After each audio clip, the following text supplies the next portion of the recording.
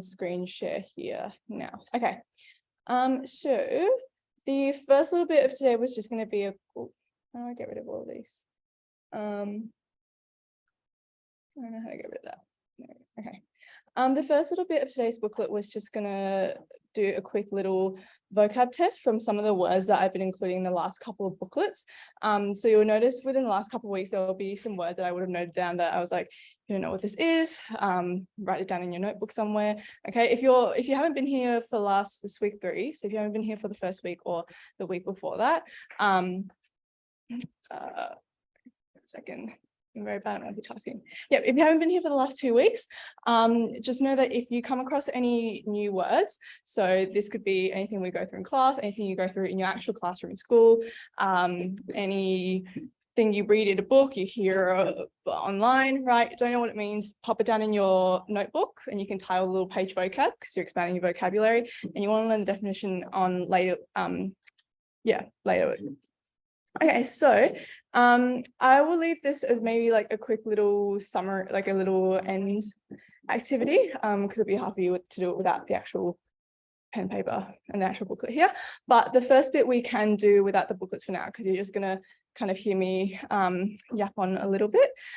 So we're going to be doing image analysis today. So here's a quick little summary of what that will involve, and the booklet's just still loading and sending to everyone on Zoom, so that'll be coming over in about a minute or so.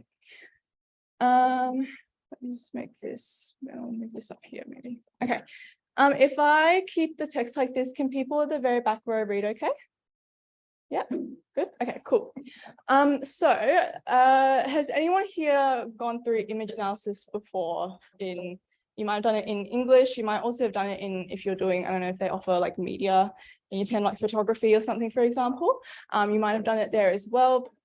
Obviously, it's a little bit different depending on what subject you're doing it in. In English, we look at images, we try to relate to a question, we try to pull meaning from it. If you're doing it in other subjects, it would probably be more for the actual technicality of it in a sense. And the reason why this is important is because if you were here last week, you would have heard me talk about like short answer responses or comprehension pieces. Anyone ring a bell-ish? Yeah, so those are the type of assessments you'll get where you'll get an unseen text and you can sometimes get images, right? And you'll get about like, it will usually be like an hour test, you'll get a few different unseen texts, and you'll have about like 20-ish minutes to write each response to each question, about 200-300 words, which is about 3/4 to a full page, or maybe a little bit more depending on how the size of your handwriting. Okay, so it's really important because, like I said before, those are the tests that people perform the worst on. You can have a look at the statistics online. I'm not like hyperbolizing. It's not done very well. So I thought I would get image analysis out of the way first, because that's usually what people find a little bit easier than analyzing like written text, for example. So the first things first here is that I have a sample image, and then I have, it should be, there we go. I have a little table with some common visual techniques that I want to go through with you, just so you're a little bit familiar with what these terms mean over here. Okay, so I'm just going to quickly format it so I can write properly without taking too much space.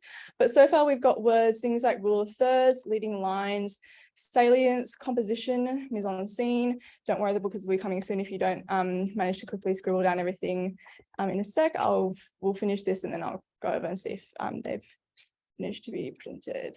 Okay, so some of these will be quite self-explanatory. For example, facial expressions. I'm sure you don't have to have, studied image analysis extensively to know what that means. Body language, that one's also quite self-explanatory, I would think. If anyone wants me to zoom in any further, just let me know. Things like, camera angles and stuff, you would know, maybe you might not know what all the different types of camera angles are, but you would have an idea of what I'm trying to say with camera angles, okay? And then some of these you might have heard before, but don't know the meaning, or might be completely new to you. Is there anything in here that anyone has heard it before, or feels like confident kind of knowing what it's describing? Yeah, cool. Okay, I'll go through it bit by bit. What I'll do is I'm just going to quickly take a screenshot of this image, and I will change my screen share to screen share desktop. There we go. Okay, perfect. Okay, so what I'm going to do is I will put, so you can see the two things here, so the image and then also the table with all the definitions. That's all good. The table with all the definitions. Did you need your charger with them? Okay, so try not to block off too much. Okay. Can everyone see the text size still okay if I leave it like this and the image still quite clearly? Yep, cool. Okay. So first things first we have is in my little definition box here. Again, sorry, first 10 minutes, so it's just gonna be me talking, but rule of thirds is if you break down the words, it tells you what it means. It's when you split an image into thirds, basically. Now, the thing that you want to be careful with this is that you want to state whether you're splitting it into horizontal or vertical thirds. Okay, so what I mean by that, so I'm just going to see if, yeah, okay, that's fine. What I mean by that is in some images you will, can I draw? I should have brought my iPad, sorry. You can split, oh, that's not what I wanted. How do I draw? So, there you go. You can normally split an image into thirds, and normally whatever is in the middle third will be the most, what we call the salient, the most salient feature. Okay, so let me just quickly split this. Oh my God. Okay, you get the gist, right? You can split it into vertical or horizontal thirds. I don't know why I'm having such a nightmare drawing lines on a piece of paper. Okay, they're not split very equally into thirds, but you get the gist there. Okay, so you can either split it into vertical thirds like I've done here, or you can split it into horizontal thirds. So just like the other way. Okay, so vertical this way, horizontal the other way. Okay, now the significance of this, like I said before, is normally whatever is in the middle third is the most salient. Oh my God, it's all cut off. There we go. Is the most salient feature. Has anyone heard of the word? There we go. Has anyone heard of the word salient before? S-A-L-I-E-N-T. No, so salient just simply means, we'll come to it in the third one, is the most prominent feature. Okay, so what is your eye drawn towards when you first see the image? Obviously, when you look at this image, your first instinct is to look at the bushes in the background or the houses, for example. You're probably going to be focusing on the figure carrying the child. You know, that's the thing that would stand out to you the most. So we call that the salient feature. So that's also covering the third definition here. And yep, don't worry, don't stress, booklets will be coming in a memento. So the most prominent feature of the image, what the creator wanted you to focus on first and focus on the most, okay? And then what we have is normally if you split it into vertical thirds, and then if you go the other way and you split it into horizontal thirds as well, again, I'm bad at eyeballing, so this will just be approximate. Where the lines intersect, where you have the middle third here, we usually call that the power square. So that's normally where, like, again, the most prominent feature is normally highlighted. Okay, now I say normally because of course there's always exceptions to this. Sometimes they'll put the most salient feature to the very side here or to the very, leftmost third, for example, but normally most of the time the most prominent feature will be in the what we call the power square. So if you split it vertically and you split it horizontally, middle square here will be the most prominent feature. One thing that does trip a lot of people up when you're answering short answer questions is be specific about what type of rule of thirds. Okay, are you splitting it vertically or horizontally? Because there will be some images where the horizontal rule of thirds will be more, I guess, more prominent. So an image I can think of with that example is Transformers movie poster. And you can see the difference between the way the two images are composed.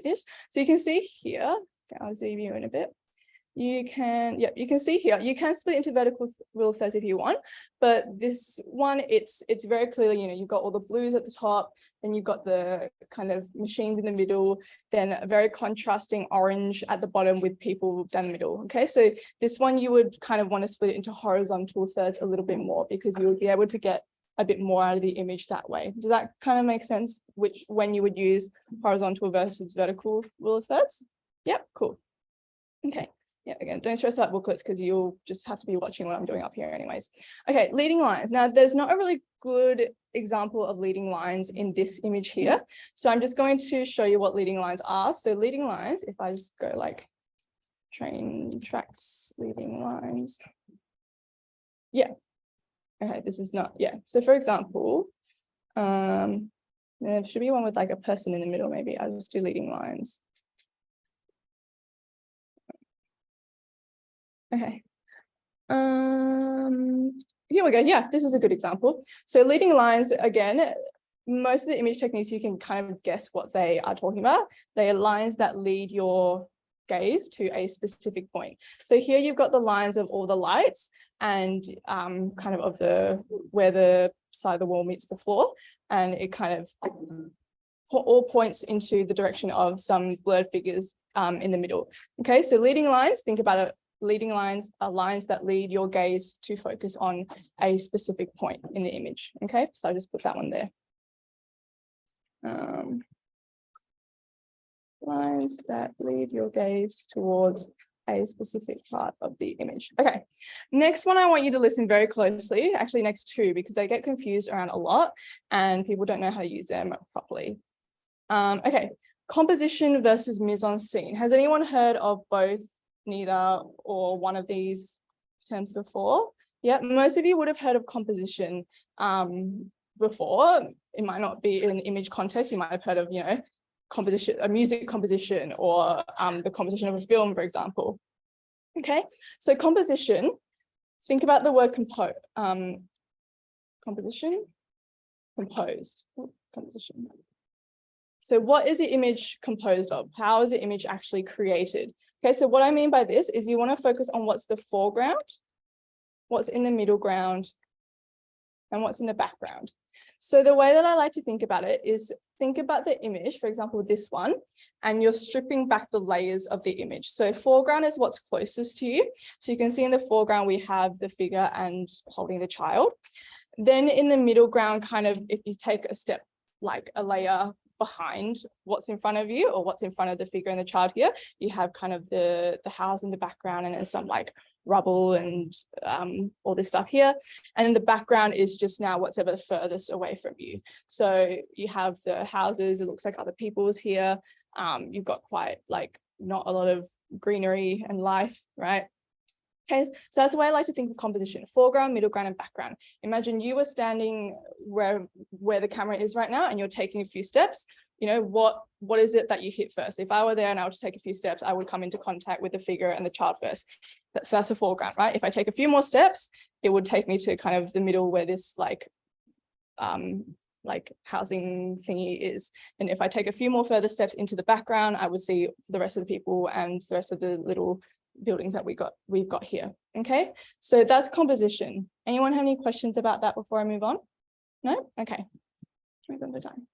Okay. Next thing I have for you is mise-en-scene. So this one's a little bit different. Mise-en-scene, simply, I think it's a French term.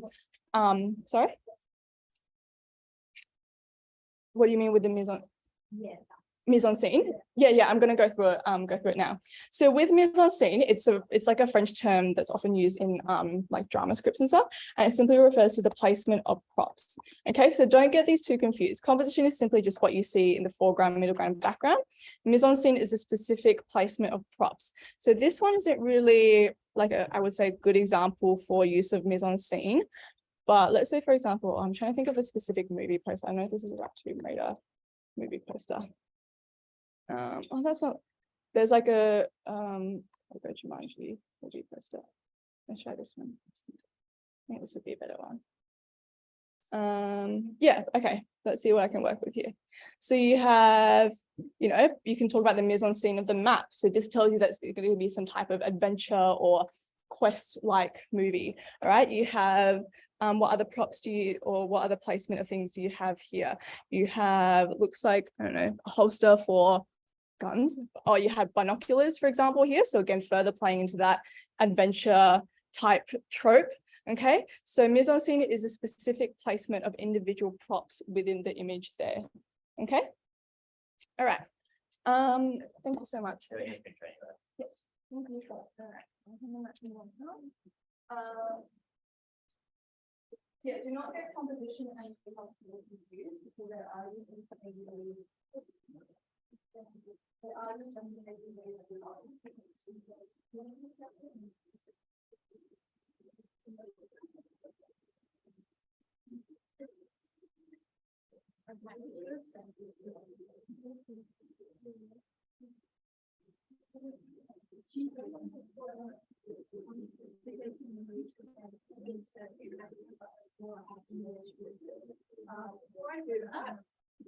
let me just close this. Okay, I'm just going to quickly duck over and get some more booklets printed. Okay, the next two that I have here are intradiegetic and extradiegetic gaze. So you will all know what gaze means, right? Gaze is just focusing on the gaze of whoever is in the image, right? What is their gaze? Are they looking at you, away from you, etc., etc.? I want you to have a guess. One of these gaze is describing the gaze of the people that, like, if they're looking outwards, so they're looking externally, so they could be looking directly at you, they could be looking at something outside of the frame of the image. Whereas one of these definitions means gaze that's focusing, like the gaze of the person inside the image that's focusing on something within the realm of the image itself. So they might be looking at their hands, they might be looking at another person in the image, right? They might be looking at, their feet. So one of these means looking externally outwards. One of these means looking internally inwards at something else in the image.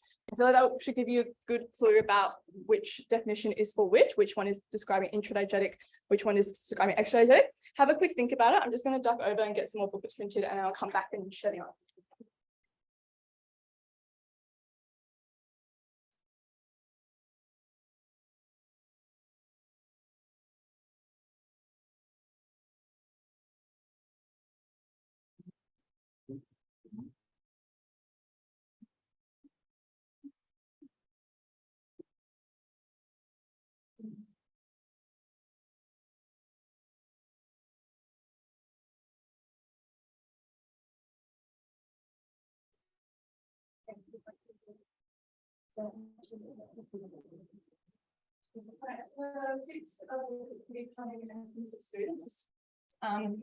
Pop them on there now.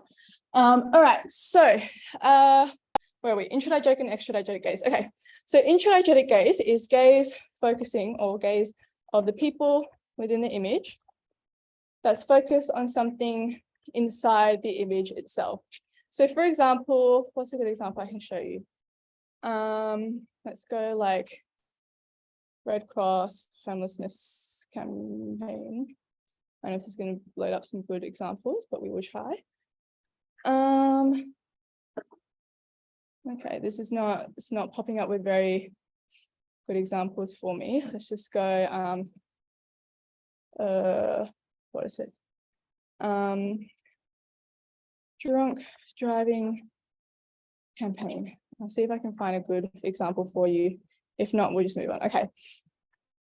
There's not really good examples in here. Was someone have a question? No? Okay. Okay. We might come across it later on in some of the other images, but just know, actually, I'll give you a bit of a head start. Once upon a time, Marvel comic poster. Okay, I put this in the booklet, so this is a bit of a head start for you. But for example, you would say that the gaze of, let's say, the female figure here would be extradiegetic, okay? So looking externally at, okay? So here they're looking directly at us. If we were to pretend that these two people on the side have their eyes opened instead of closed, you could describe their gaze as being intradiegetic because you can kind of say that they're looking at the woman. So they're looking at something that's inside the actual image itself, okay? If their eyes were open. So just picture that in your head. Does that kind of set the difference between extra and intradiegetic gaze? So I think it's quite, oh, I don't want to close that, okay. I think that sets it quite easily apart from each other. Extra, externally, okay? So people in the image are looking at something externally or outside of the image. Whereas intradiegetic, inside, okay? Next thing we have here is hand tension. So again, this is something quite self-explanatory, but the characters might be holding something, they might be holding a gun, Okay, that's quite tense hand tension there. It tells you that it could be some conflict going on. I'll move the definitions up a bit so that you guys can copy it down if you've haven't had a chance to yet. And again, people on Zoom, feel free to pop your questions through because I will see them pop up and we can go through them together. Okay. Yeah, so hand tensions. So they might be clasped around a gun. They might be clasped around someone's throat. Hint, hint. The image I just showed you before, which I think I put later on in this booklet. It might be, or it might be kind of, very delicate or lack of hand tensions. There might be a character kind of tending to a character that's ill, right? Or when they have, their hands a little bit more open, more relaxed, they're not kind of tightly grasping around a weapon or something. Okay, so hand tension is pretty self-explanatory. It's just, characters can have their hands grasped around a weapon, right? Oh, that's not... Okay. Grasp around a weapon. So you would say that this, for example, has high hand tension, and it can usually give you a clue onto pull you into any conflict in the image. Okay. All right. Next thing we have up is going to be power square. So I talked to you about that before. That was just when if you split the image into vertical or horizontal rule of thirds, you'll get the middlemost, like the middle square here, not middlemost, it's just quite literally the middle square. And that's usually where the most important feature will be. Okay, so go. Okay. You split the image into vertical and horizontal rule of thirds. The middle square that is formed is normally the most important feature. All right.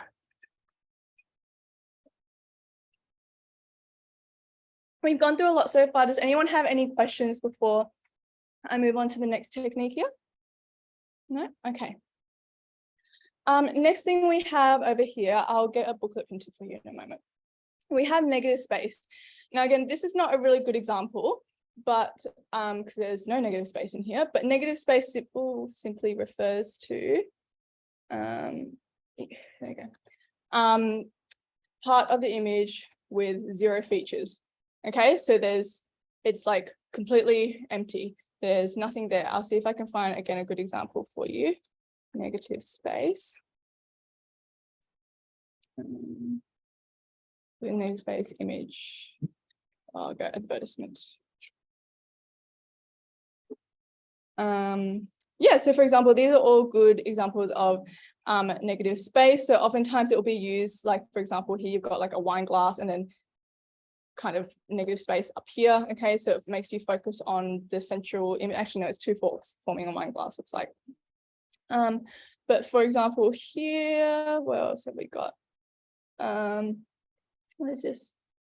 This looks like, I don't know if you can see very well, but you have like faces of people and stuff, but they're forming like negative space of like animal silhouettes. I assume this is for like a animal campaign charity or something along those lines. All right, so yeah, simply negative space is just when things are not there. So it will sometimes be used to get you to focus on a specific image, as you can see with the examples above. Okay, multimodality. This isn't a technique so much, but it will be a term that you'll hear a lot when you do go through image analysis. Okay, so if you break down the word multiple, modality means modes. So what do I mean by modes? Well, modes are different, or so for example, you can have things in written modes, visual modes, auditory modes, etc., etc. So if a question says, for example, question, describe how the multimodality of the image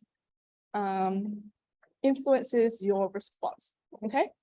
What this means is that they want you to focus on the multimodality aspect of the image, which means the image is made of multiple modes. It might be made of visual modes, so the image itself, and it might be made of written mode, so text, okay? So if you're writing your answer and the question focuses on multimodality, and you only talk about, even if you write a really, really good response, well-structured, good meaning, but you only focus on visual aspects of the image, like you only focus on, let's say, the body language or the composition or the mise-en-scene or the facial expressions, and you miss the whole part about the other mode of the image, like the text, you know, what is the text saying? Is there a fact? Is there, you know, a bold statement, right? If you don't focus on the other mode of the image, when the question specifically asks you for multimodality, you're not going to get the marks that you want, right? You've missed the requirements of the question there.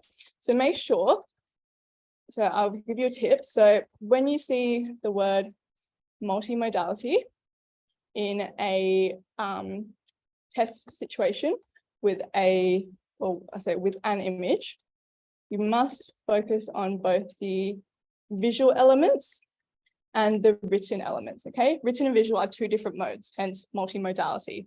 Or for example, a movie, now you have an extra modality in the form of sound, okay? But you're obviously not going to get a movie in like an exam situation. So yeah, that's what multimodality means. So for example, this image has a sense of multimodality into it. You've got all the visual aspects of what you can see, and then you have some text in the background here. But for example, let's just say like,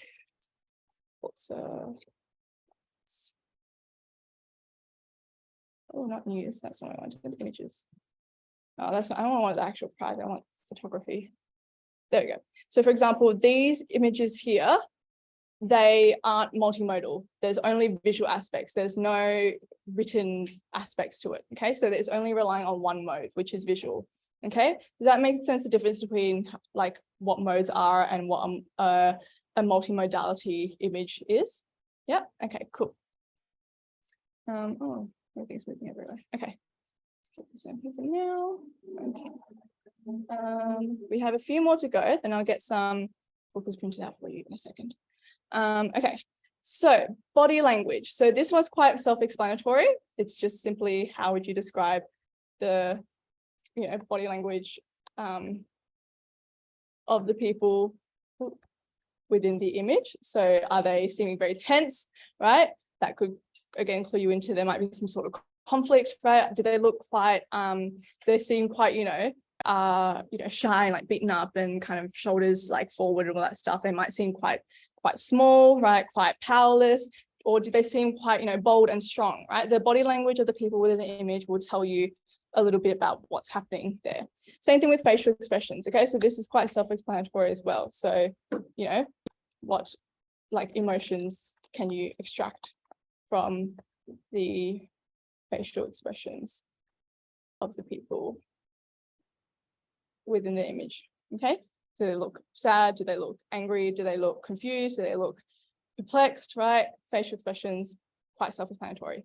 Costuming, again, quite self-explanatory as well. So what are the characters wearing? You know, oftentimes we'll come to an example later on where, you know, it might be a, let's say you get an image and it's an advertisement for like the newest Nike jacket, for example. They might have someone dressed in like a really flashy, you know, new Nike jacket, and then someone who's dressed in a less cooler, quote unquote, jacket. And so that's going to influence you to think, oh, difference in costuming between the two people.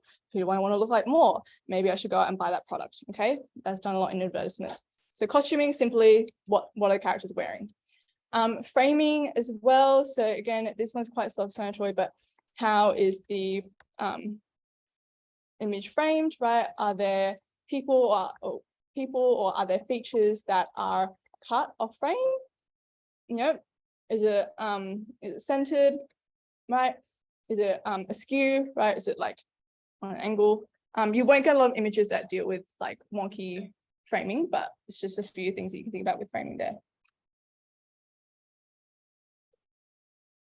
Okay, next one here is omissions, which is quite similar to salience in the sense that it's not really a technique. It's more like an adjective that you can use to describe what's happening in the image. So omissions comes from the word omit. So to omit means to leave something out. So this is different to negative space where there's like no features.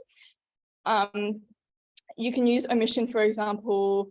I'll just look up a good example for you. Omissions, a visual analysis.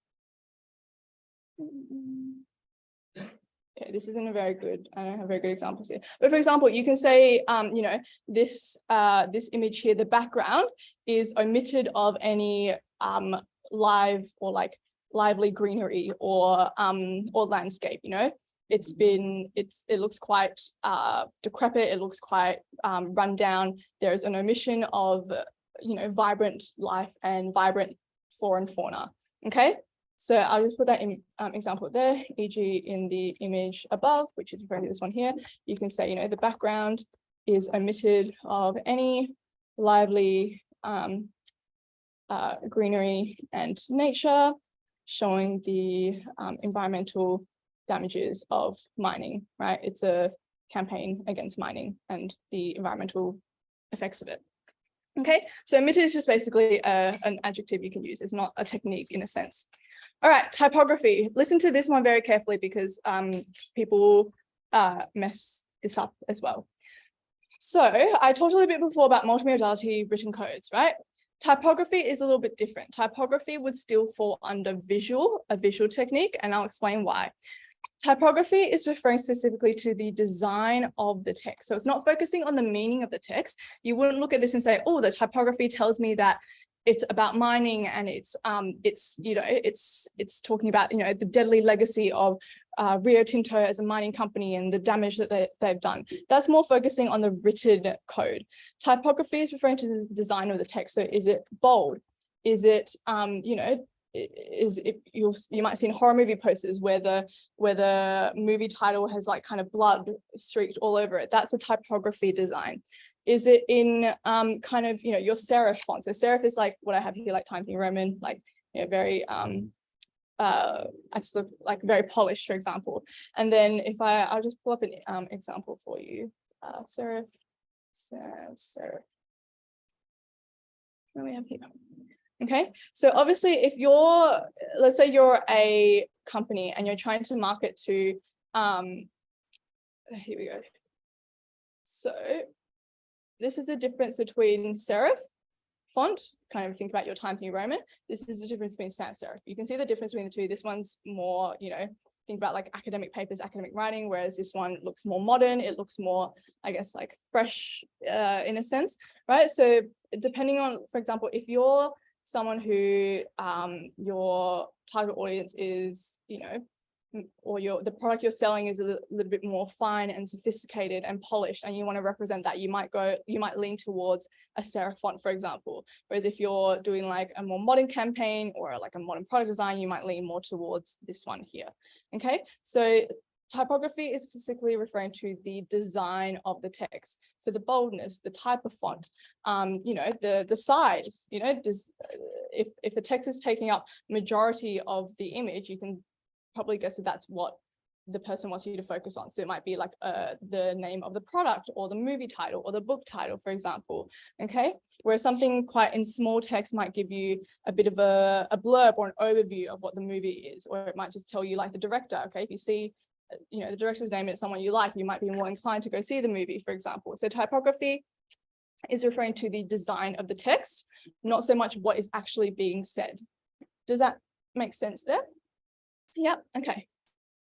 Next one is camera angle. Again, this one's quite self-explanatory. You can have quite different camera angles. You can have, you know, we'll say like, you know, you can have like a bird's eye view camera angle where you're looking from the top. You can have like a low angle, so taken from like a low angle. So think about like, I don't know if you guys like getting your photos taken, or you have friends who like getting their photos taken, but everyone always talks about, you know, getting the best angle, and, you know, if you angle it down this way, it makes you look taller and stuff. So think about that the same way when you're analyzing images, especially when you're looking at advertisements and campaigns and stuff.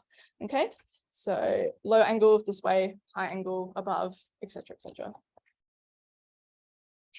Okay, and then camera shots. So again, this is your like things like your close-up shots, your mid shots, your long shots, or some people also call it long range shots. So the way I like to think about it is like, what part of the person's body can you see? So if it's a close up, you will just see from like head, okay, head.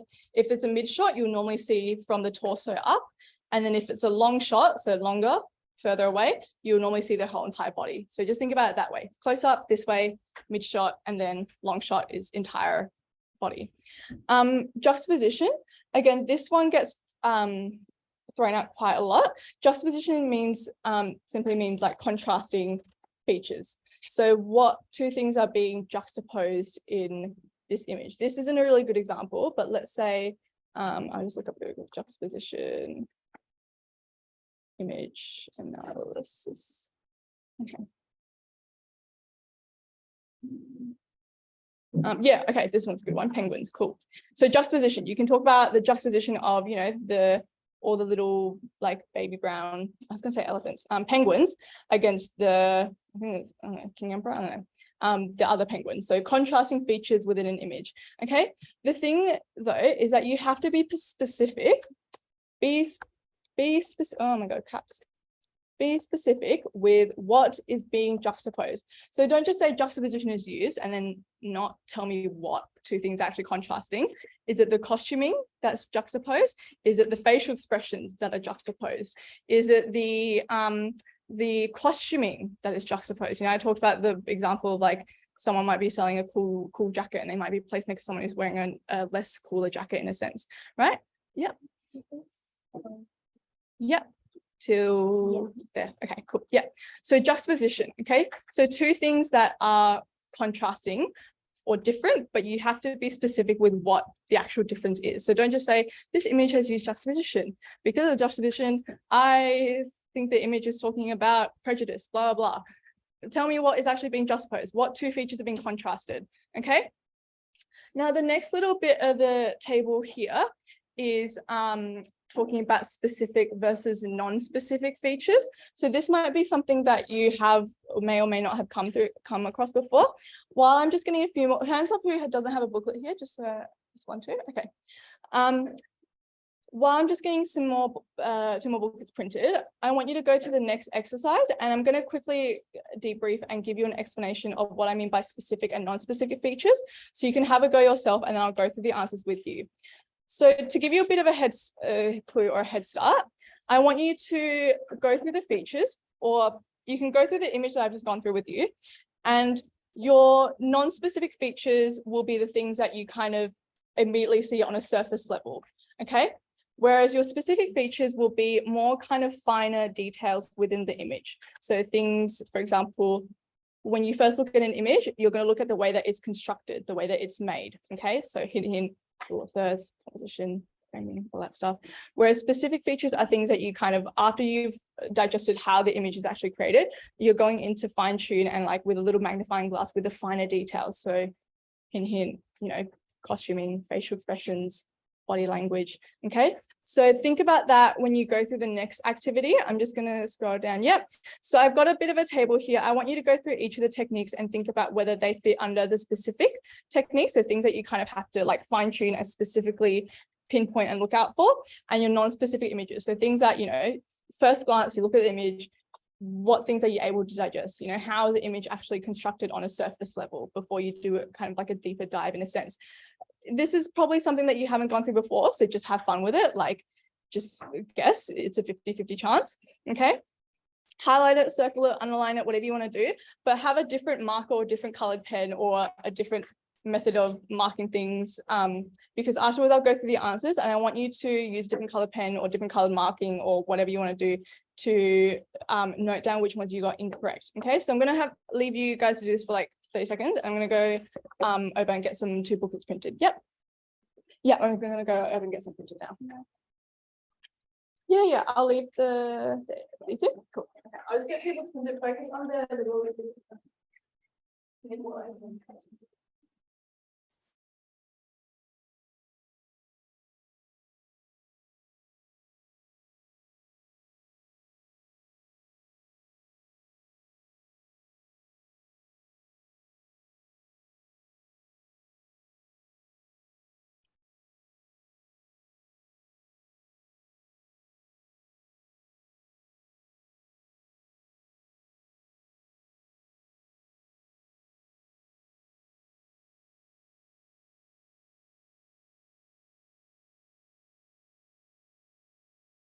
some more to be printed, so they'll be coming over in about a minute or so. But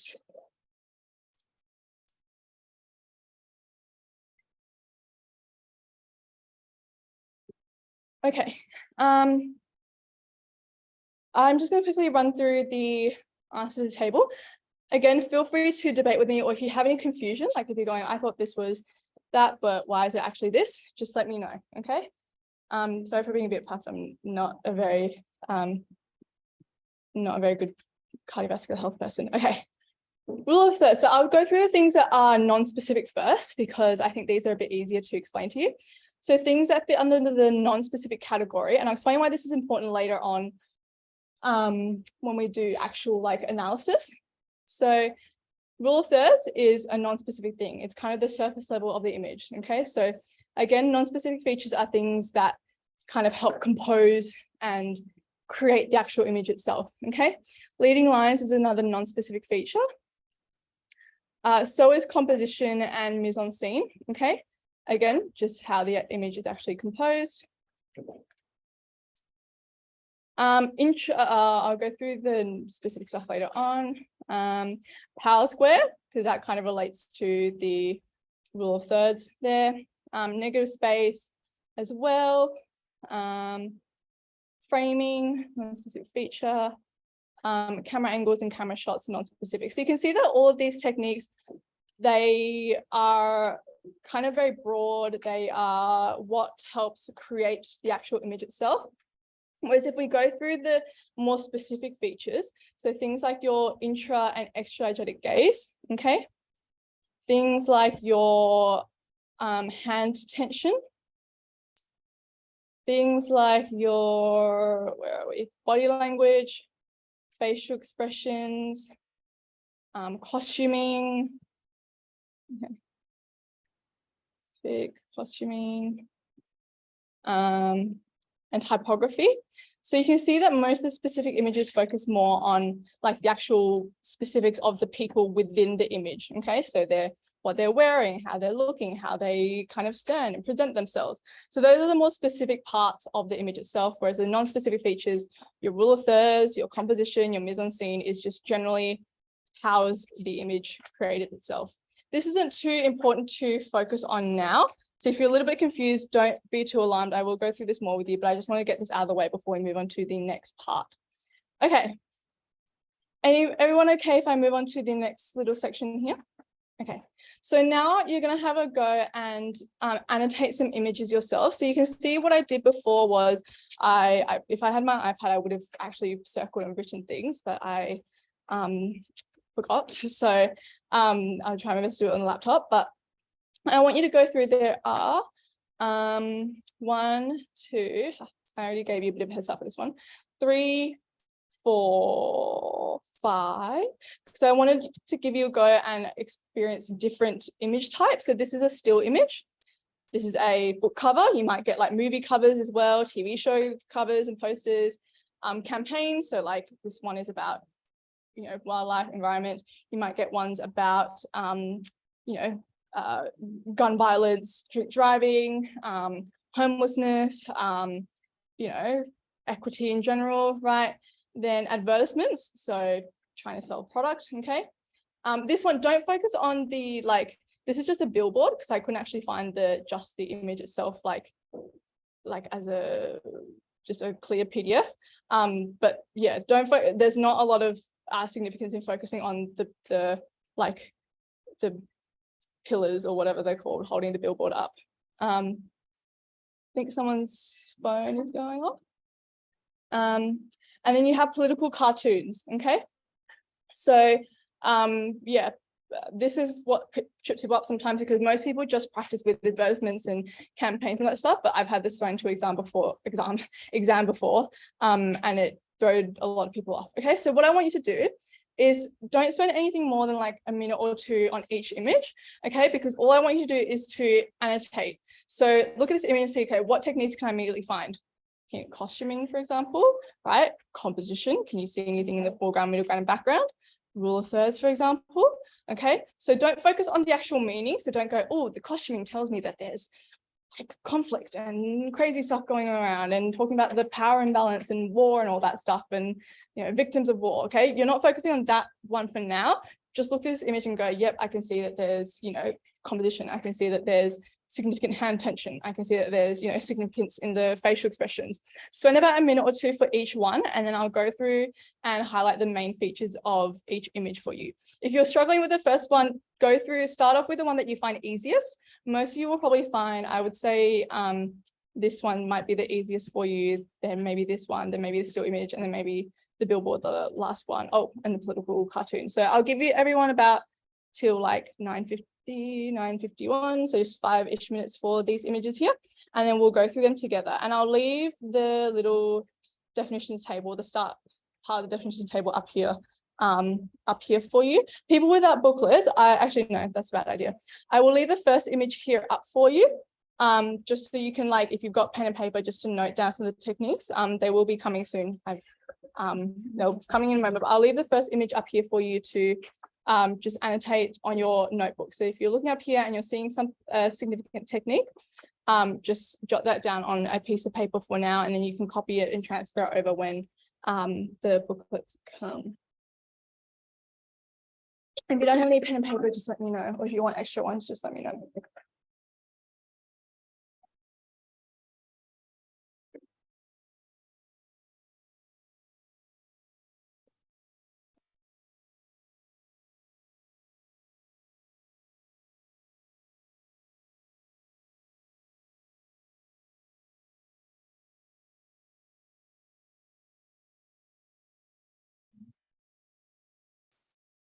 I'll leave this up for about a minute or two, and then I'll scroll to the next one in a moment.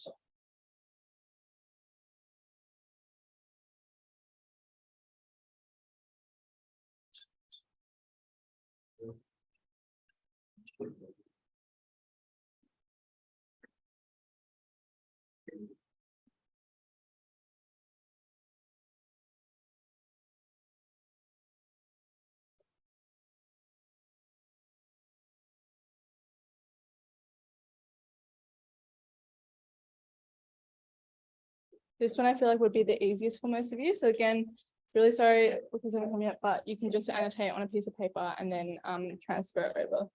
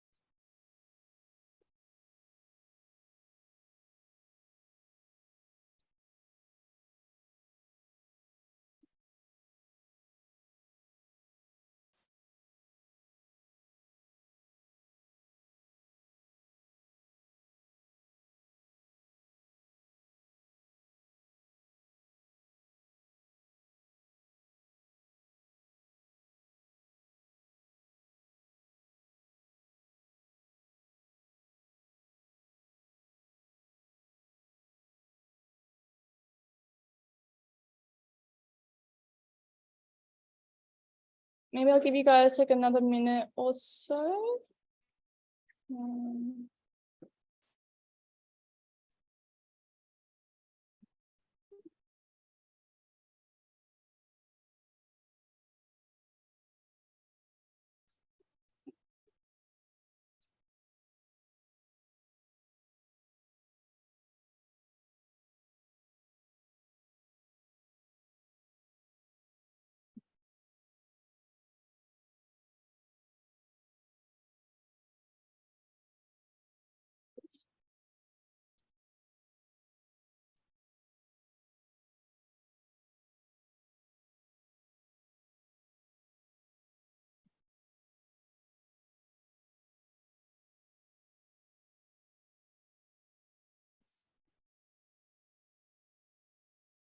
Okie dokie.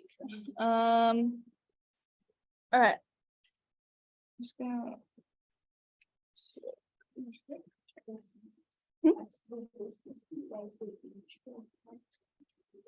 I would say that one's a bit more ambiguous. I would say possibly, if I look this up, it might be clear online. I would say this is more intradiegetic because actually no, extradiegetic, because whatever he's looking at, you can't really see, you can't really be 100% certain on what it is. So there could be, you know, something off frame that we can't see, right? Whereas let's say if he's looking like down at the hand, for example, that would be a good example of intradiegetic gaze. But if you're never sure, if you're never 100% certain on what the character is looking at, you would class that as extradiegetic, because whatever they could possibly be looking at is external from the image. It's not, you can't be 100% certain. Yeah. Does that help a little bit better?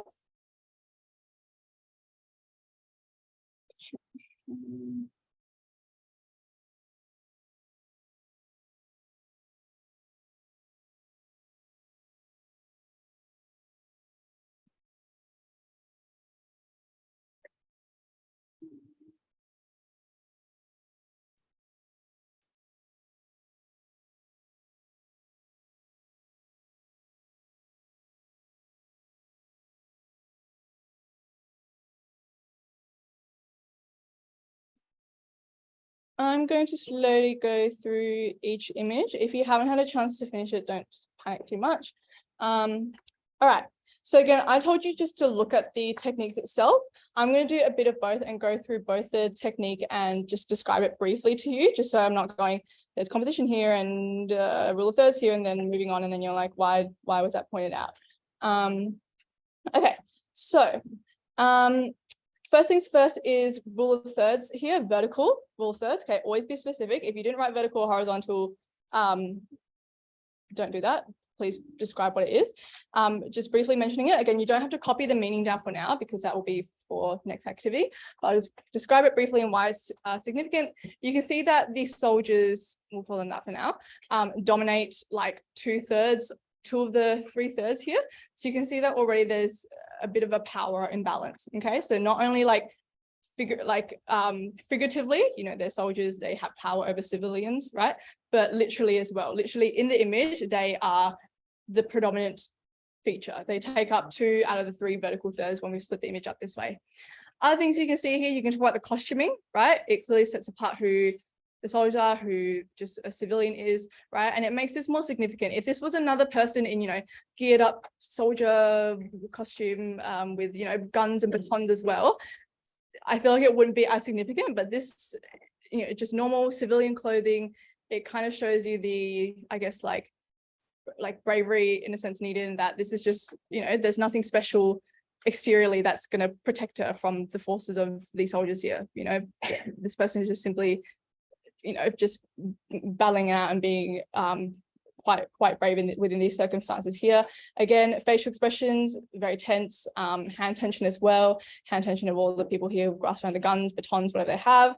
You talk about the composition, so foreground, peeps here, middle ground, like some of the people here, and then like further away, background, further people in the background, smoke, etc., etc. Those were kind of the main things that I would have taken note of down there. The book should have been here by now, but I will run over and check after I've gone through all the images here. I'm so sorry. Okay, anyone have any questions or anything they picked out in here that wasn't highlighted or circled or noted of, that they just want to check and see whether that's like a technique or not? No? Okay. Next one here. So this is the book cover. So, yep.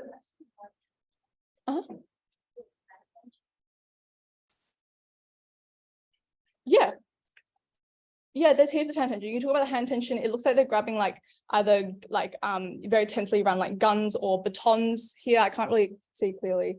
It's also, I didn't realize how pixelated it was. You can talk about the hand tension of like pressing up against a shield, for example. So again, it further clues you in that there's like very evident conflict between the two, I guess, groups, or this individual versus a group depicted here. Does that help answer your question?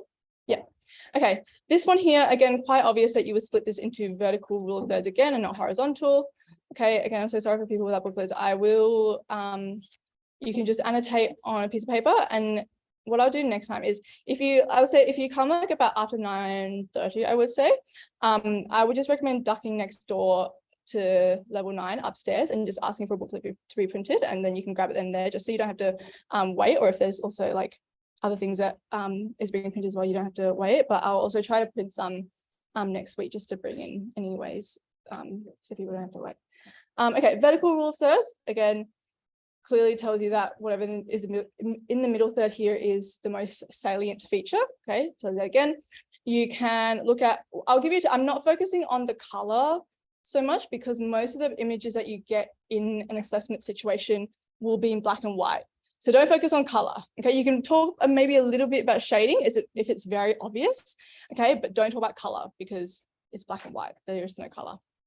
You can talk about facial expressions here, right? Seems like, and also just the yeah, I'll focus on one thing at a time first. Facial expressions. Okay, not looking too happy. It looks quite tense. Looks like she's in a position of power. Looks a little bit menacing, malevolent. Okay. What else can we see here? You can see the costuming, right? So kind of very, you know, darker clothing, very villain vibes we have here. What else do we have? We've got the hand tension, right? Grasp around two very important areas you need to survive, you know, chin/throat, you need to breathe, heart, you need that to pump blood around your body. So perhaps this could be cluing in that maybe whoever the villain is maybe after this man's life or trying to take it away. I don't know. You know, they don't seem like very buddies here. What else have we got here? You can, sorry? Yep, how would you describe, or what specific props are you focusing on with the mise-en-scene? The skulls and like the top two things, because like that kind of represents Yeah, good. Evil, death, right? Very grim, very I don't know if I've given you this word before. Macabre. It looks funny, but it's pronounced macabre. I'm not going to tell you how I pronounced it before I realized how it was actually pronounced, but yeah, this word kind of used to describe, sorry, that's not zoomed in, M-A-C-A-B-R-E, right? Macabre. It's just used to describe something very grim, gruesome, like pertaining to death. Okay. Yeah, so you have the props, or the placement of the skulls. You have you can talk about like the sword as well. That's also like a prop here. Someone have a question? Yeah. Oh yeah, sorry, typography. Yeah, how would you describe the like typography here, the actual design of the text? Yeah, it's fancy. It's kind of got like a little like kind of like a shiny, glistening aspect to it. It's kind of in gold, and it's kind of got this like golden ring shadow behind it. So possibly hinting to possibly hinting to something, you know, magical or whimsical. And if you actually want to talk about the written code, so what the text is actually saying, you can think about the fact that it's once upon a time. It's a very common, sorry, it's a bit cut off, but it's a very common phrase or saying in a lot of children's fairy tales, right? But does this seem like a typical fairy tale? Probably not. So it's the I don't know if I've given you this word before, but subverts. Subverts just means to like go against of what go against something. So for example, if I say that I am subverting normal dress codes at school, it means I'm going against dress codes at school. Okay, for example, here I can describe that the title subverts our traditional expectations of what a what a fairy tale can be, right? This isn't seeming like a very fairy tale setting. There's no damsel in distress. In fact, it seems like the woman is kind of in the position of power here. Okay, but yeah, good spotting out with typography here. You can also talk about the two ladies almost like looking, or not looking, they've got their eyes closed, but the way that the position is kind of like almost like she's kind of the central power figure in a sense.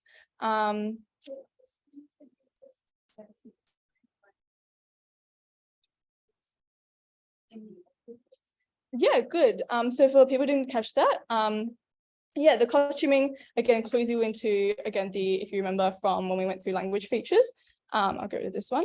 The costuming clues you into the temporal settings, so when this could possibly be set. Yeah, excellent, good. Anyone else have anything that hasn't been pointed out yet? I don't feel like it's important. I want to run through. Yeah.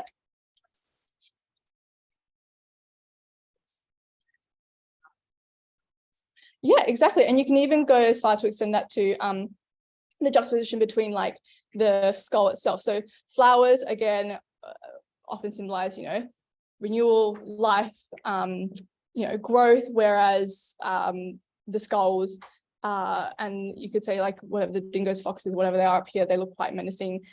These two give quite juxtaposing connotations. If you remember the word connotations, the flowers and skulls plus the foxes, I'll call them foxes, dingoes, whatever you want to call them, have very juxtaposed connotations, right?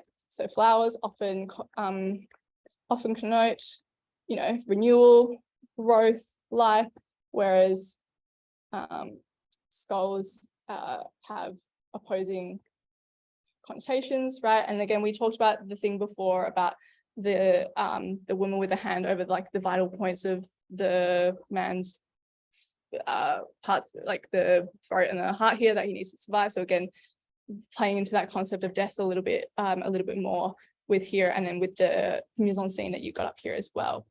Anyone else have anything in here that they want to point out before I move on? Or anything they want to double check? No? Okay. Time. Okay. Next one we've got here is a campaign. If it's not printed clearly on yours, or if you can't see, the little text here says that 15 kilometers, square kilometers of rainforest disappears every minute. Okay, so what have we got here? So you can see here that, where's my pen? There's a few things that we can point out with this image here. There you go. Okay, first things first, again, I always like to go through rule of thirds first. I always find that's the easiest thing to spot out for me. So I'm going to split this vertically because I feel like it tells me a bit more of a story. So you can see it when you move through the thirds from left to right, you can see that there's a gradual decline in the greenery and the shrubbery, right? And it's possibly also talking about, the decline of our natural world if we keep on bulldozing it down. Okay, other things we can talk about: foreground, middle ground, and background, right? We've got quite close up leaves and stuff in the foreground here. We have the rest of the kind of forest here in the middle ground, and then background, and you've also got Tarzan swinging off a rope, and then background here you've got like wasteland, and then what looks like some factories with pollution fumes up there. Okay, so what that could possibly tell me is maybe the image, or the way I'm interpreting it, is that this is possibly our current. We still have a lot of life left, but if we keep on not protecting our land, we're eventually going to be stripped back and go from greenery to less to eventually nothing because of this. Okay, then if you want to talk about things like mise en scene, you can talk about maybe like the placement of the prop of the tractor here, or bulldozer, whatever it is. And you can kind of think about how the bulldozer is like on the periphery of where the bulldozed land is and the forest. And maybe that's commenting on the fact that maybe us as humans, right? This could be like, bulldozer, man-made object, that we are kind of in control as to where we are headed next. Do we want to keep on bulldozing and ending up like this? Or do we want to keep on preserving our natural environment like this? Okay, so we're kind of in control, right? The placement of the tractor here. Other things you can talk about, again, we have, okay. Other things we have here as well. Thank you so much. Okay, here we go.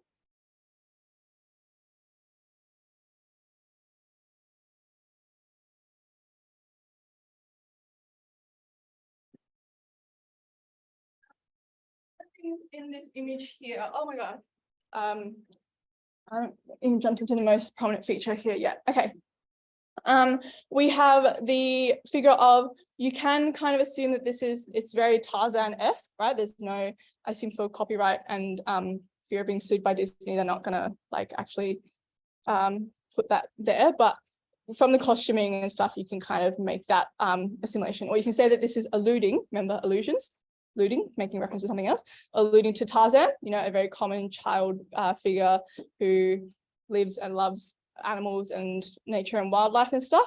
And you can see he's letting go, and where is he going to fall? Plop, straight down, death. Okay, so it could be possibly commenting on maybe the death of not only the trees and stuff, which is made quite clearly evident through all the dead and run over trees here, but also the death of mankind if we don't protect the world that mankind lives on. Okay, so you have that kind of double meaning there: death of trees, death of man if we keep on doing this. And then what else can we talk about here? So yeah, you can talk about like the costuming and stuff, alluding to Tarzan, a very popular child's character, which probably makes it a little bit more I'll put this one down here, like emotionally evocative. Okay, evocative, very similar to the word evokes. So evokes is to draw out an emotion. Okay, so I'm saying that it probably wouldn't have the same effect if it was just like a random man in shirts and a jean, but because it's Tarzan, common child character, we have a bit more of an emotional connection to the image and the figure here. And then again, if you can talk about like, if you want like shading wise, because again, this will be in black and white if you do receive it in assessment, which I did. You can talk about how the shading around the figure itself is a lot darker than the surroundings. So again, oftentimes like darker like shading within like the landscape of an image often connotes, you know, death, kind of something dark, something gruesome. Okay, so again, hinting to downfall, death of mankind here. Any other important things that I have here? Anyone have any questions about this image or anything that wasn't pointed out? Yep.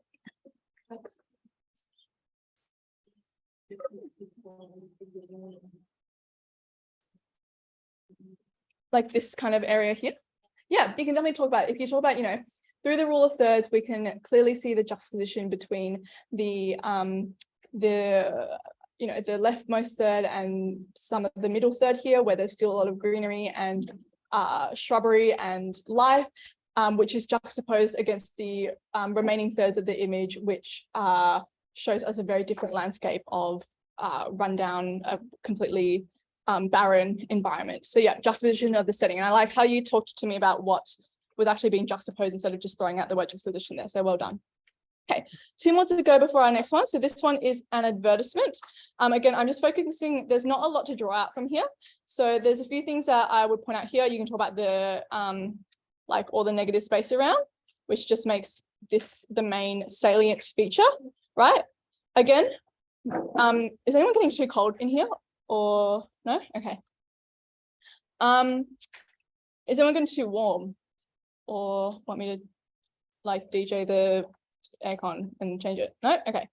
All right. Again, you can talk about rule of thirds if you want. Again, middle third, salient feature, along with the negative space, makes this, highlights it as a salient feature even more. What I would want to focus on mainly here is the written code, so the meaning behind the little text here. So it says here, know the time without seeing you have 1,249 unanswered emails. Does anyone know what that could be alluding to or poking fun at? Yep. Yeah, Apple Watches or any smart watches. So they're kind of saying here, it's kind of poking fun at, you know, why don't we, the ad itself is very simple. There's no fancy person in like, you know, a fancy button up wearing the watch and, you know, sipping a glass of champagne, and there's a pot of caviar there to kind of highlight the luxuriousness of the watch. The ad itself is very simple. It's just the watch itself. And then you have that further comment on, you know, the need to, you know, not overcomplicate things by looking at your watch. You know, if you just want to see the time, that's what the main function of a watch should be. If you want to check your unanswered emails, checking the phone, checking the laptop, etc., etc. You shouldn't have to see it every time. You want to just see what the time is, or if you're late to something, or if you're early to something. Okay, so both the design of the visual aspects and then the written aspects of itself is advertising the simplicity of this watch and how it kind of, I guess, reigns supreme over the more complex watches and stuff that we have out there. All right. Last thing here is a political cartoon. Again, this one's a bit trickier because, oh, oopsies. For example, here you would say that this, I don't know if you can see very clearly in yours, intradiegetic gaze, right? You've got the person looking into the like poster, billboard, whatever it is itself. You can talk about the like the what is it here? What have we got here? Yeah, you can talk about the composition. So you can see in kind of the, I would say like middle ground or background-ish if you want. We have a general progressive decline in trees until there's absolutely nothing at all. And then you can see the like shading of the building gets like darker and darker and darker. Again, more ominous, more, I was checking a few more words for you, ominous, foreboding, right? And then you can talk about the written codes, that's the actual meaning behind the words themselves. So climate change is coming, climate change is coming, climate change is coming here. Well, did not see that coming. So you can kind of provide some social commentary on maybe what's happening in our world right now. So I won't focus on this too much because one, there's not particularly a lot of techniques that you draw from. You can talk about, I would just mainly focus on the written codes and the meaning behind the text, and then the, if you want the actual composition, so how the text is actually composed and the general darkening in the building and the decline in the environment, right? Because I want you to focus more about that in the next little activity here, which is extracting meaning. So obviously in a assessment situation, you can't just point out the techniques. You have to tell me what it means, and you have to be able to link it back to what is required in the question. Okay, so this question here, it's just, I made the image in small because you don't have to annotate it again because you've already done it in the last exercise. So this is an example question, and I built a little bit of an example table for you. So the question here, discuss how the image below positions viewers to adopt an attitude towards mining. So I've created almost like a three-prong process for you, which is first, I just want you to pick like the easiest technique or the one that you feel like you can draw the most meaning out of. So for me, when I look at this, I can draw the most meaning out of the composition. And then the next little step here is describe how that technique is used. So for example, I mentioned before, like, you know, if you use rule of thirds, describe it a little bit for me. Vertical thirds, what can you see in each of the thirds? So in this example here, I've told you, you know, what I can see in the foreground, what I can kind of see in the middle ground, right? And then the meaning that I want to make from this, or what the question is asking for me, is attitude towards mining. So if you remember last week when we went through course concepts, attitude is your like initial gut reaction towards something. So when I see this image, what is my initial reaction? Okay, so I've said here that you know, it's made me feel quite critical. It's made me feel potentially frustrated, potentially angry at the you know, lack of concern for the people, the environment, and the people living on the environment, just to simply, you know, mine up some goods. Okay, so again, you can see I've kept it very brief in dot points. So you have the same images that we just annotated through, and I've helped you a little bit because I've told you a little bit about how the technique is used and what it could be possibly commenting on. So for each image that we've just gone through, I've attached a question. So for example, for this one, again, I have two boxes here. You can either just focus on one technique. I don't think there's a lot of space for two. So you just have to ignore the line, but pick out like the technique that you feel like you can draw the most meaning out of, or you can link it to the question well. Like for example, like focusing on the, I don't know, the rocks in the foreground is not going to do much for you for empathy. You don't really feel empathy towards the rubble here. Okay, but for example, things like the costuming, okay, that could help you form a little bit of empathy towards the civilian here who's being very brave, or the rule of thirds, right? Even, you know, with all these people overpowering her, she's still defying against them. Empathy. Okay, this question is wanting you to think about empathy. Can you put yourself in someone else's shoes and feel a certain emotion for them? So pick out the technique that you feel that is the strongest. Describe how it's being used. So if you pick costuming, what is actual costuming? You pick composition, what is in the composition?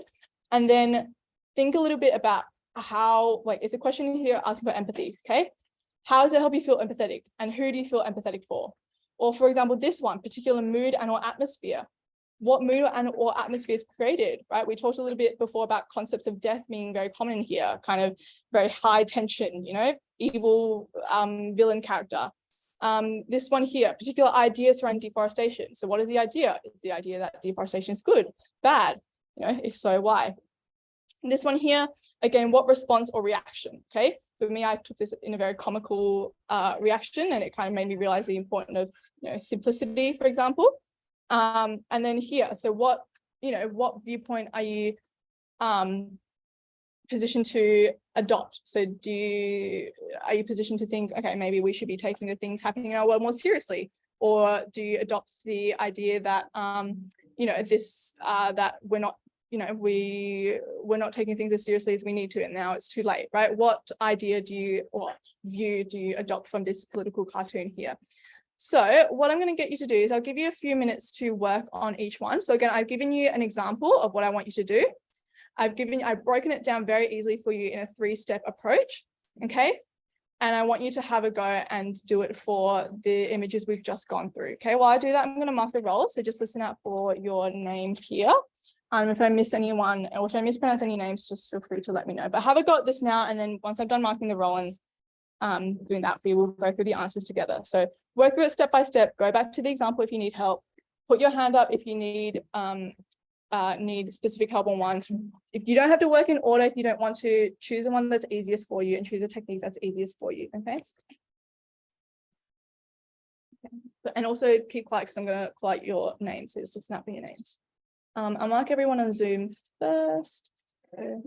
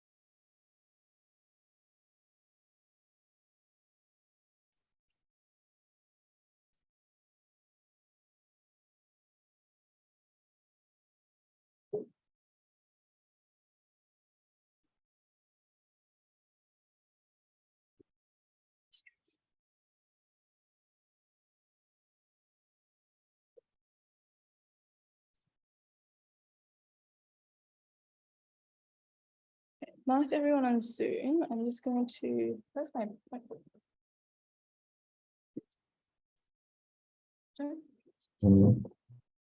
oh, it's fine. I'm going to mark off your names again. I'm trying my best to eventually learn all your names as we move along. Please let me know if I'm mispronouncing anyone's names, by the way. Okay. Arena. Yeah, Arena.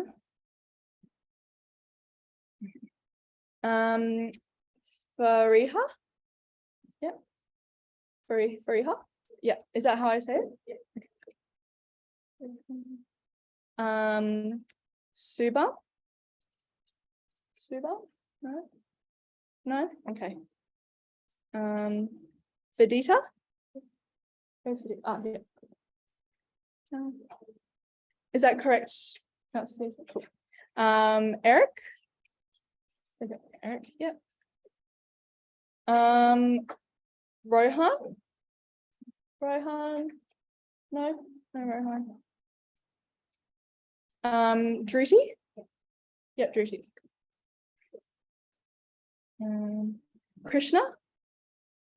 Yep. Varisha. Yeah, is that correct? So Fariha and Varisha. Dennis. Vidi. No. Is he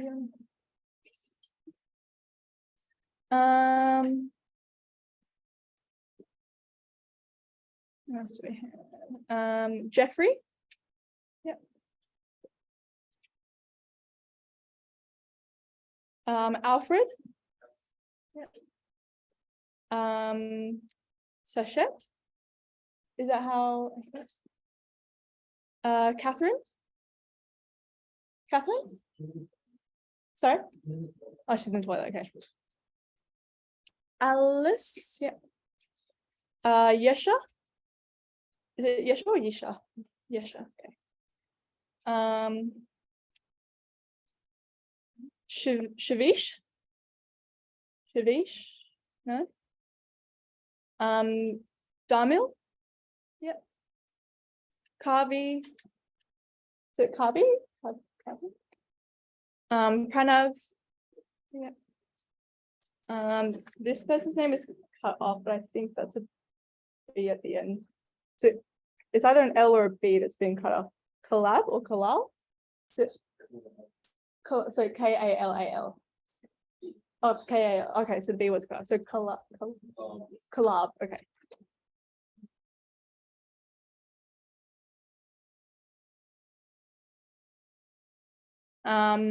Mark. Yeah. Yeah. Joanna. Yeah. Tara. Alyssa. Yeah. Ting Feng. Yeah. Sidani. Yeah.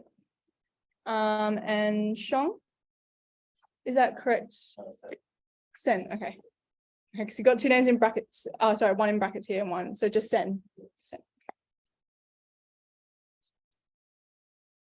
And Alex. Where's Alex? Alex. Anyone's name I didn't call out?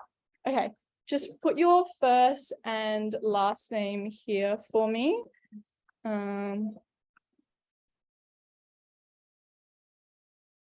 then if you have like a parent contact details, like an email or a phone number.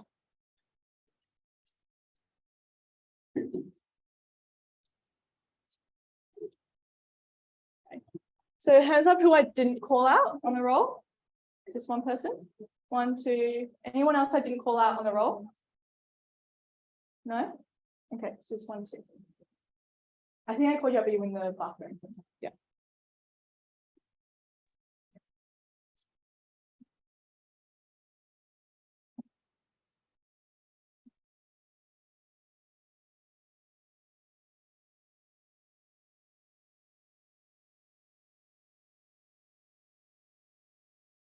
Okay, just a few. Oh my God, I'm really going over time. Okay.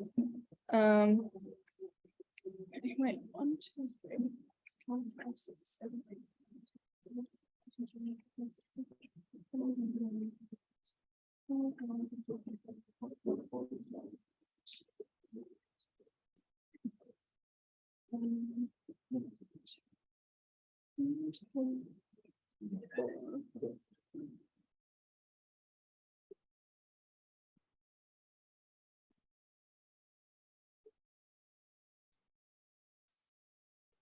One, 2, 3, 4, 5, 6.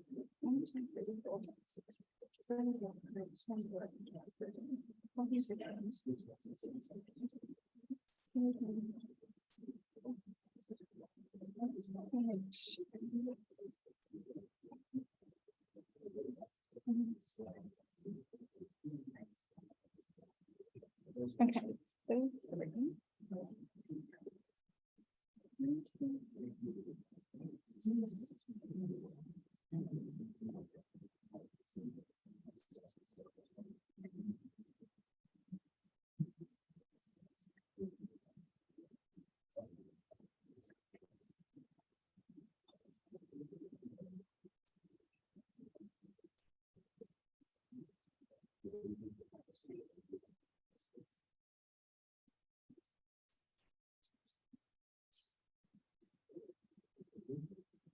Okay, I'm going to go through the answers. Did you have a question? Oh yeah, so there were 2 people who asked me for first week's booklet. Have you guys gotten an email invite to the Google Drive yet? No? Okay. I didn't bring them this week, but I will give it to you next week, and I'll double check on the Google Drive because you should all have digital access, like if you missed a week or if you're not going to be here for a week. So apologies I didn't bring the first booklet this week for you. If you really if you're really desperate to get your hands on it, just come up here after class and I'll write your email down. I can just send it to you directly through email. But yeah, if you want a physical copy, I can bring it next week for you. Okay. I am going to I don't think I'll have time for the last activity, but that is something I can leave for you.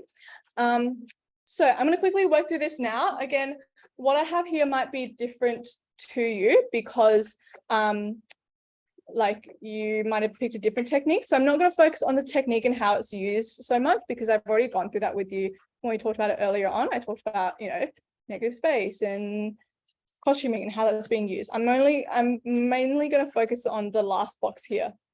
Sorry, which is able to draw meaning from it. Okay. So how do you feel empathetic? So for example, if you pick, no matter if you pick costuming, body language, whatever it is, you can say that we feel empathy towards the civilian. Oh, sorry, I can't really see that. Towards the civilian or the woman in the image. Okay, why do we feel empathy towards her? Well, through features. Oh, what happened here?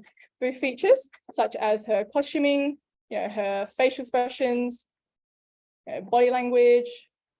Obviously, you wouldn't write this in a real assessment, but I'm just spitballing some techniques that you could have pointed out. Rule of thirds, right? I'm just going to abbreviate to that. You can see that there is a clear power imbalance between the woman and the soldiers she's standing up against. You know, we kind of admire her bravery and feel a sense of empathy that you know, that she's subject to conditions where she would be willing to put herself at risk to fight for what is right. Okay, so again, very brief comment on why we feel empathy and who we feel empathetic towards. Eventually I'll get a Google Drive and you can feel free to take photos if you don't want to scribble everything down because I have to quickly scroll through everything really quickly. Mood or atmosphere, I gave you a few descriptors before. So things like you can talk about a very ominous mood, a very foreboding mood, or atmosphere, a very like malevolent, right? Those are just some adjectives you can use. Why? We talked a little bit about before, the costuming, the hand tension, right? Someone who's being very nice to you wouldn't kind of make you feel distressed like that. Okay. You know, ominous, foreboding, malevolent mood or atmosphere, the same thing. You know, sense that something macabre is, or ghastly, if you want to use that, is impending based on the various features in the image, right? This isn't going to be a nice story about two people falling in love. Okay, you can see that from the skulls, the costuming, etc., etc. Next thing I'm going to quickly jump through with you. Oh my god, how much time? Okay, got a minute left. I'm going to quickly go through the last two, and then I've left really clear instructions for the exercise after this. So you can have a go at that if you would like. Deforestation, I already talked to you a bit before. Deforestation can result in not only the death of the landscape, but the death of us as humans living on the landscape we are destroying. Okay, I'm keeping it very brief, very basic because I'm running out of time. Okay, Jane.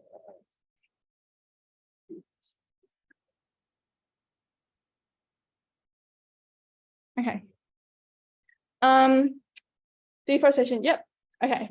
So you might have taken a different idea of deforestation than me, but that was my interpretation here. Advertisement, again, response, reaction. So respond with a sense of recognition towards the need for simplicity in certain goods we own, right? In this case, watches. Okay, there's no need to overcomplicate it and live in a very oversaturated world where you're bombarded with emails and information all the time. Sometimes it's good to just look at your watch and be able to tell the time. Last thing here, so what ideology, view, stance, viewpoint are you able to adopt?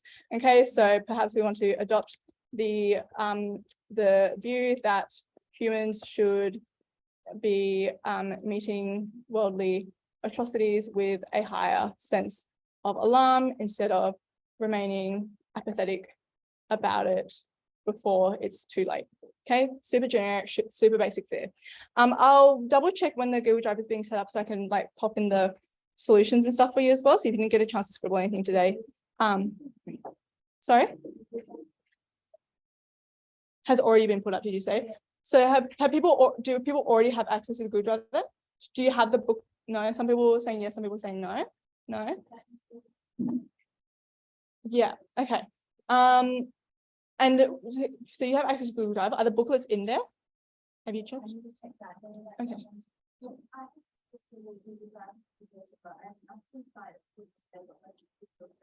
So as in that there's nothing in the English folders, or you can't access the English folders? There is an English folder.